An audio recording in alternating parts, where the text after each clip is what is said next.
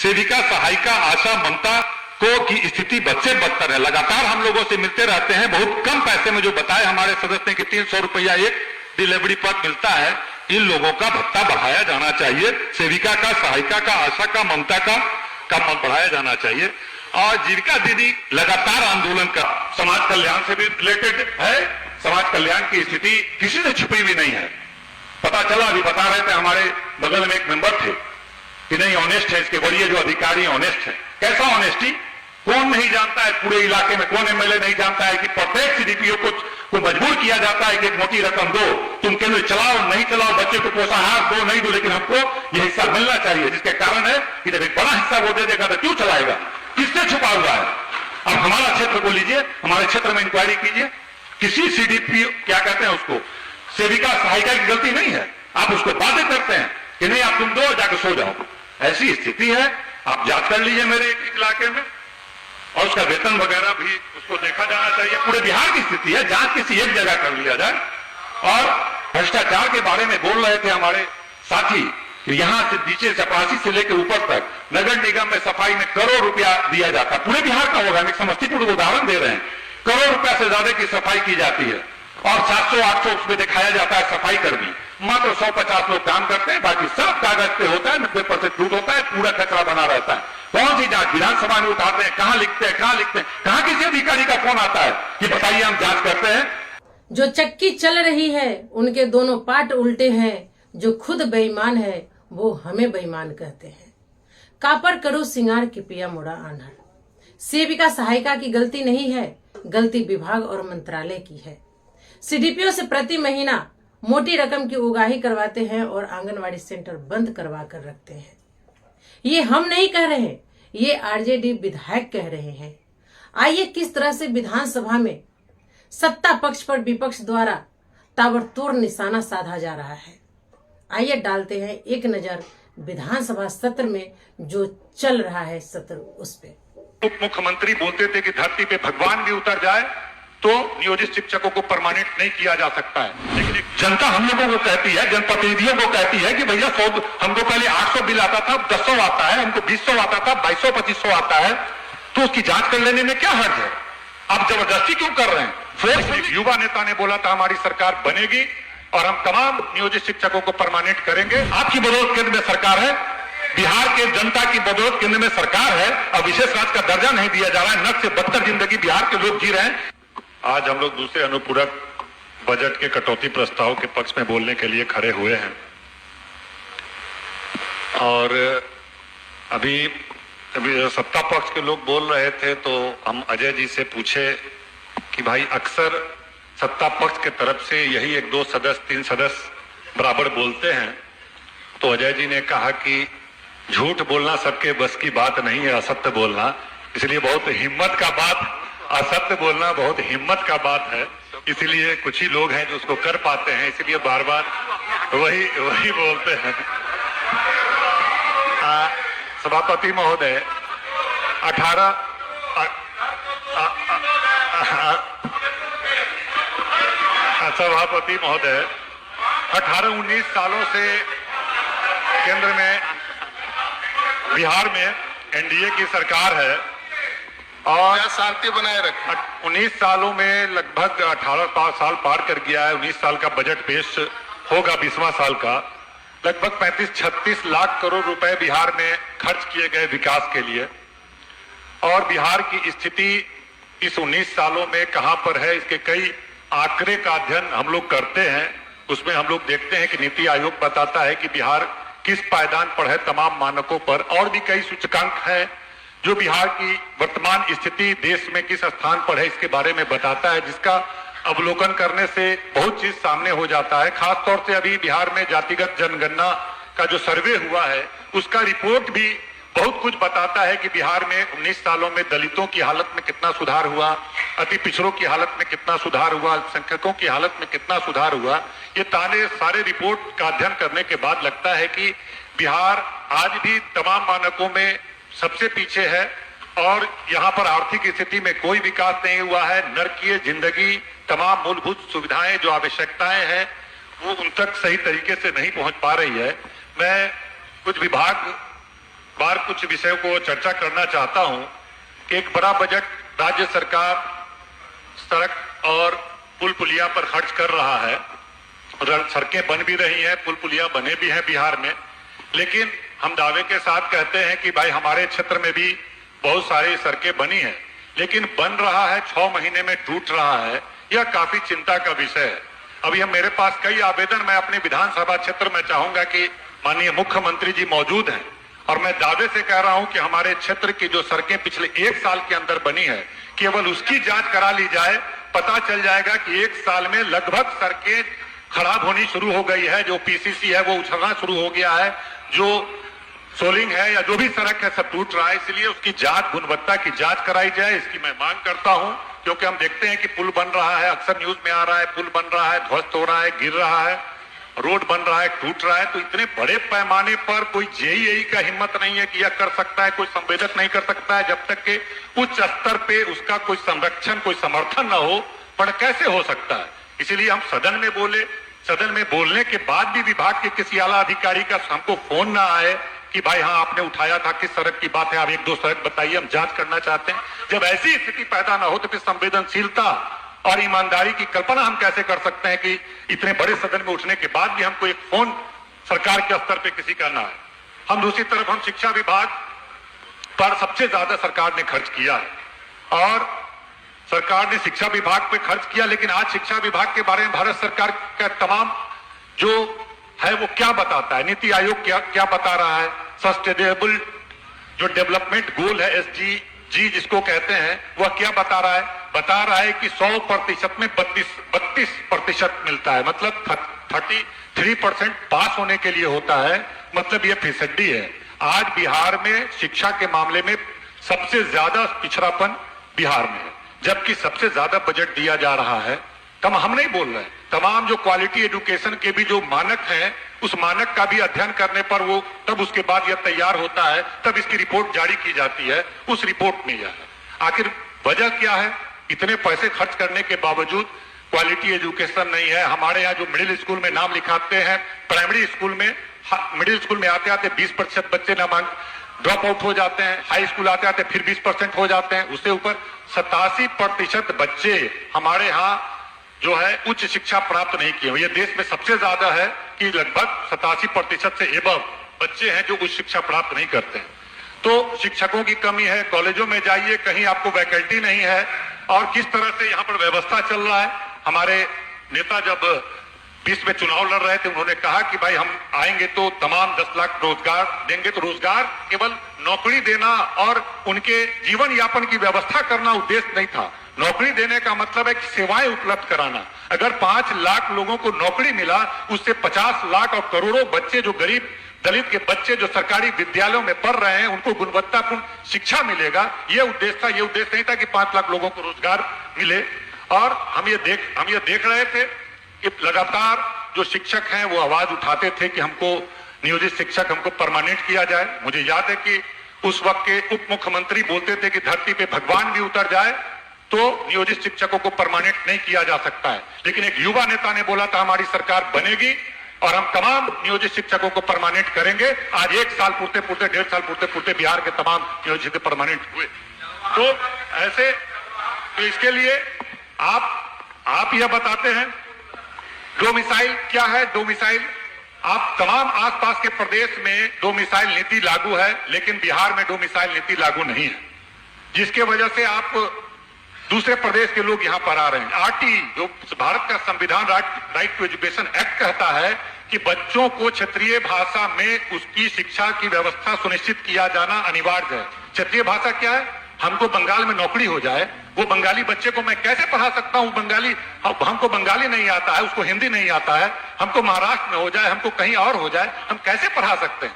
तो संविधान का उल्लंघन करते हुए ये बहाली यहां पर हुआ। इसलिए डोमिसाइल लागू होना चाहिए। हम लोग उस वक्त साथ में थे, हम लोग का यह कहना था कि डोमिसाइल लागू होना चाहिए यहां, लेकिन नहीं किया गया। और उसी तरह शिक्षकों की बहाली हुई, उनसे काम लिया जाना चाहिए, लेकिन उनका भी कुछ ख्याल होना चाहिए। जैसे समर वैकेशन में उनको भी छुट्टी मिलना चाहिए। उनको अकेले बच्चे नहीं आएंगे लेकिन शिक्षक आएंगे। उसी तरह उनको कैलेंडर वर्ष में 60 छुट्टी उनको मिलना चाहिए, उनका ख्याल रखना चाहिए। ठंड वगैरह में 2 घंटा पहले होना चाहिए। उसी तरह गेस्ट टीचर लोग जो हमारे यहाँ 8 साल 10 साल काम किए हैं उनको हटा दिया गया है, उनकी चिंता करनी चाहिए, उनको समायोजन करने का काम सरकार को करना चाहिए, उस पर विचार करना चाहिए। बिजली के बारे में लगातार सरकार बड़ी प्रशंसा करती है, विजेंद्र बाबू हैं, काम हुआ है निश्चित रूप से, लेकिन इसको पूरा श्रेय ले लेना मुझे नहीं लगता है कि बहुत बड़ी उपलब्धि है, क्योंकि पूरे देश में विद्युतीकरण का कार्य हुआ है। हम 2010 में जीते थे चुनाव, तब हमारे यहाँ 4 लाख आबादी में लगभग 1 लाख आबादी थी जो विद्युतीकरण नहीं हुआ था वहां पर। तो हम लोग जाते थे मंत्रालय जाते थे, तो लगातार वहां पर लगा, सैकड़ों ट्रांसफार्मर लगे, पोल लगे हुआ। तो उस राजीव गांधी विद्युतीकरण योजना केंद्र की चल रही थी, पूरे देश में विद्युतीकरण का काम हुआ। उसमें केंद्र की यूपीए सरकार का महत्वपूर्ण भूमिका था देश को विद्युतीकरण करने में, और बिहार सरकार का भी उसमें काम था। लेकिन सबसे गरीब राज्य को सबसे महंगी बिजली दी जा रही है, इस पर कोई चर्चा नहीं है कि जहां का सबसे गरीब राज्य वहां पर सबसे महंगी बिजली दी जा रही है। दूसरी तरफ आप यहां पर स्मार्ट मीटर ले आए, एक नया बवाल है। 51 लाख स्मार्ट मीटर बिहार में लगाया है। अब अनुमान कीजिए कि देश में कितने स्मार्ट मीटर लगे होंगे। जब एक गरीब राज्य में 51 लाख लगा है तो देश में तो 5-10 करोड़ लग गए होंगे। केवल 14 लाख पूरे देश में स्मार्ट मीटर लगा है, पूरे देश में। सिर्फ बिहार में 51 लाख लग गया। आखिर क्या साजिश है? जनता हम लोगों को कहती है, जनप्रतिनिधियों को कहती है कि भैया 100, हमको पहले 800 बिल आता था, 1000 आता है, हमको 2000 आता था, 2200-2500 आता है, तो उसकी जांच कर लेने में क्या हर्ज है? आप जबरदस्ती क्यों कर रहे हैं? फोर्सफुली क्यों कर रहे हैं? गांव की बिजली क्यों काट दे रहे हैं? प्रशासन को क्यों भेज दे रहे हैं? सरकार की चिट्ठी की नहीं, एकदम सुनिश्चित कीजिए।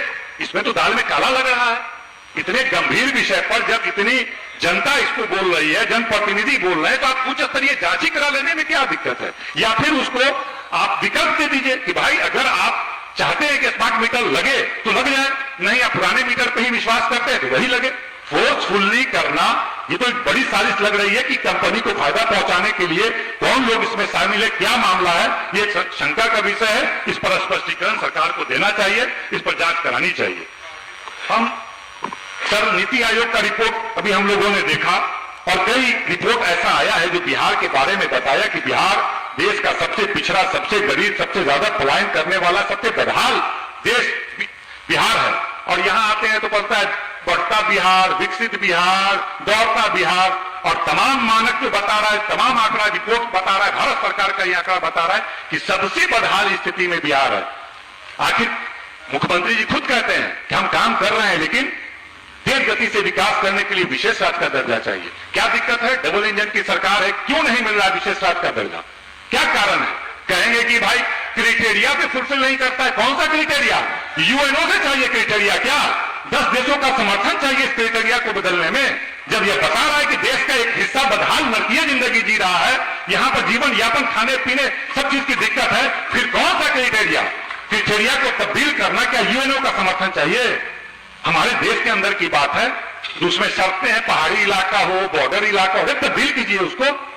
आपकी बदौलत केंद्र में सरकार है, बिहार के जनता की बदौलत केंद्र में सरकार है, और विशेष राज्य का दर्जा नहीं दिया जा रहा है। नर्क से बदतर जिंदगी बिहार के लोग जी रहे हैं। इस पर अभी नीतीश कुमार जी की बदौलत केंद्र में सरकार है, इसलिए अभी आप नहीं दिलाइएगा तो कब दिलाइएगा? आपने भी हस्ताक्षर अभियान चलाया था कि नहीं विशेष राज्य का दर्जा मिलना चाहिए, मिलना चाहिए, मिलना चाहिए। उसका मतलब कि सत्ता प्रायोरिटी है, हमको बिहार की जनता की 14 करोड़ जनता प्रायोरिटी नहीं है। इसलिए इन बातों पर गंभीरता पूर्वक किया जाना चाहिए। गृह मंत्रालय ये लोग कहते हैं कि लॉ एंड ऑर्डर सुधर गया। 2004 में कितने संज्ञेय अपराध हुए थे जो दर्ज हुए? 1,15,000 2004 में अपराध की घटनाएं दर्ज हुई थी। 2023 का क्या रिपोर्ट है? लगभग 3 लाख।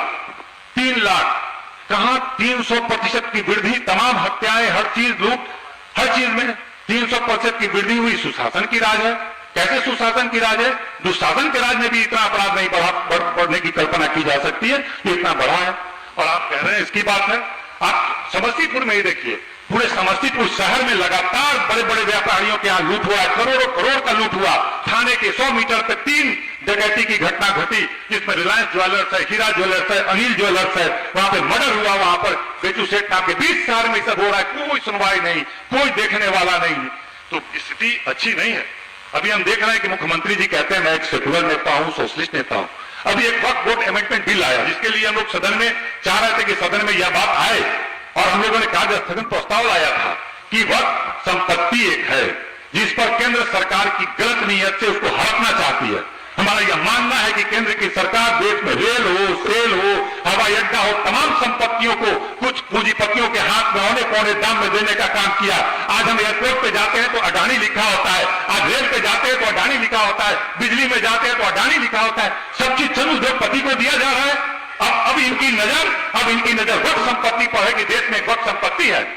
तो आखिर ऐसी स्थिति में मुख्यमंत्री जी जो धर्मनिरपेक्ष अपने आप को कहते हैं, समाजवादी कहते हैं, ऐसे पूरे देश का निगाह इन पर है कि ये क्या निर्णय लेने जा रहे हैं। इसीलिए हम लोग चाहते थे कि सरकार इसका वक्तव्य दे, इस पर बात करे। और समाज कल्याण से भी रिलेटेड है, समाज कल्याण की स्थिति किसी से छुपी हुई नहीं है। पता चला, अभी बता रहे थे हमारे बगल में एक मेंबर थे कि नहीं ऑनेस्ट है, इसके वरीय जो अधिकारी ऑनेस्ट है। कैसा ऑनेस्टी? कौन नहीं जानता है पूरे इलाके में, कौन एमएलए नहीं जानता है कि प्रत्येक सीडीपीओ को मजबूर किया जाता है कि एक मोटी रकम दो, तुम केंद्र चलाओ नहीं चलाओ, बच्चे को पोषाहार दो नहीं दो, लेकिन हमको यह हिस्सा मिलना चाहिए। जिसके कारण है कि जब एक बड़ा हिस्सा वो दे देगा तो क्यों चलाएगा, किससे छुपा हुआ है? अब हमारा क्षेत्र को लीजिए, हमारे क्षेत्र में इंक्वायरी कीजिए, किसी सीडीपीओ क्या कहते हैं उसको, सेविका सहायिका की गलती नहीं है, आप उसको बाध्य करते हैं कि नहीं आप तुम दो जाकर सो जाओ। ऐसी स्थिति है, आप जांच कर लीजिए मेरे इलाके में, और उसका वेतन वगैरह भी उसको देखा जाना चाहिए। पूरे बिहार की स्थिति है, जांच किसी एक जगह कर लिया जाए। और सर नगर निगम के बारे में, समस्तीपुर के बारे में कहना चाहेंगे कि भ्रष्टाचार के बारे में बोल रहे थे हमारे साथी कि यहां से नीचे चपरासी से लेकर ऊपर तक नगर निगम में सफाई में करोड़ रुपया दिया जाता है। पूरे बिहार का होगा, हम समस्तीपुर को उदाहरण दे रहे हैं, करोड़ रुपया से ज्यादा की सफाई की जाती है और 700-800 उसमें दिखाया जाता है सफाई कर्मी। मात्र 100-50 लोग काम करते हैं, बाकी सब कागज पे होता है, 90% झूठ होता है, पूरा कचरा बना रहता है। कौन सी जांच विधानसभा में उठाते हैं, कहां लिखते हैं, कहां किसी अधिकारी का फोन आता है कि बताइए हम जांच करते हैं। तो इस तरह से स्थिति है। और सब कुछ बातें हैं हम जो सुझाव के रूप में देना चाहते हैं। सामाजिक सुरक्षा का जो पेंशन दिया जा रहा है बहुत कम दिया जा रहा है, और हम मांग करते हैं कि 400 रुपए इस महंगाई के दौर में नहीं चलेगा। इसीलिए वृद्धा पेंशन हो, विधवा पेंशन, निःशक्ता पेंशन हो, उसको कम से कम 2000 दिया जाए, इसका हम प्रस्ताव देते हैं। साथ ही मुखिया जी लोग हैं, वार्ड मेंबर है, पंचायत समिति है, ये लोग बहुत काम करते हैं। इनको जो भत्ता मिलता है, उनको जो अधिकार है, उनका अधिकार भी बढ़ाया जाए, इनका भत्ता वगैरह बढ़ाया जाना चाहिए, इसकी भी मांग करते हैं हम लोग। सदस्य 1 मिनट बचा है आपका। सर मेरी पार्टी में से 2 मिनट 3 मिनट दे दीजिएगा। तो सरपंच लोग हैं, सरपंच की व्यवस्था क्यों की गई थी? सरपंच की व्यवस्था की गई थी कि भाई न्यायपालिका पर बोझ कम पड़े, इसीलिए सरपंच की व्यवस्था, पंच की व्यवस्था की गई। लेकिन ना वहां पर आप कोई व्यवस्था दे रहे हैं, ना पुलिस दे रहे हैं, ना कोई अफसर दे रहे हैं, किसी तरह की कोई व्यवस्था नहीं दे रहे हैं। इसीलिए हम लोग चाहते हैं कि वहां पर ऑफिस दिया जाए, कंप्यूटर ऑपरेटर दिया जाए और ऐसी व्यवस्था दी जाए, उनको जो है अन्य प्रतिनिधियों की तरह वेतन भत्ता वगैरह भी दिया जाए। सेविका, सहायिका, आशा, ममता की स्थिति बच्चे बदतर है। लगातार हम लोगों से मिलते रहते हैं, बहुत कम पैसे में जो बताए हमारे सदस्य ने कि 300 रुपया एक डिलीवरी पर मिलता है। इन लोगों का भत्ता बढ़ाया जाना चाहिए, सेविका का, सहायिका का, आशा का, ममता का बढ़ाया जाना चाहिए। और जीविका दीदी लगातार आंदोलन कर रहे हैं, हम लोगों से भी मिल रहे हैं, आप लोगों से भी मिल रहे हैं। जीविका दीदी लोग क्षेत्र में बहुत सारा काम करती हैं, इसलिए उनके भी मानदेय बढ़ाने की मांग हम राष्ट्रीय जनता दल और विपक्ष के लोग करते हैं। उस पर भी चाहेंगे कि सरकार उस पर भी ध्यान दे। और सरकारी तालाब पर लोग बसे हुए हैं बहुत। कोर्ट ने आदेश कर दिया कि इन लोगों को हटाओ, सरकारी तालाब पर अतिक्रमण मत करो। आज साल भर हो गया, आप नोटिस पे नोटिस दे रहे हैं, आप उसको अन्य जगह बसाने की व्यवस्था नहीं कर रहे हैं, जबकि वहीं पर उसको राशन कार्ड है, वहीं पर उसको बिजली कलेक्शन है, वहीं पर उसका आधार कार्ड है, आप उसको हटा रहे हैं। इसलिए उसको जमीन खरीद करके उसको बसाया जाए और जमीन की जो राशि सरकार ने तय की है उस राशि को भी बढ़ाने का काम किया जाए। स्टूडेंट क्रेडिट कार्ड 4 लाख रुपया, अब उसको बढ़ाया जाए। अन्य राज्य 10 लाख रुपया देता है, मांग करते हैं कि स्टूडेंट क्रेडिट कार्ड को 4 लाख से 10 लाख किया जाए। तो उम्र सीमा जो 25 साल किए हैं उसको 30 साल किया जाए, क्योंकि बहुत सारे बच्चे वंचित हो जाते हैं। भूमिहीन परिवारों को जमीन वगैरह दिया जाए। माननीय सदस्य कृपया, ठीक है सभापति महोदय, आपने समय दिया। हम उम्मीद करते हैं कि जितनी बड़ी राशि सरकार ले रही है उस हिसाब से बिहार उस गति से विकास नहीं कर रहा है। कुछ नीति पर पुनः विचार करने की आवश्यकता है और एक अच्छी योजना फिर से बनाने की आवश्यकता है। बहुत बहुत धन्यवाद।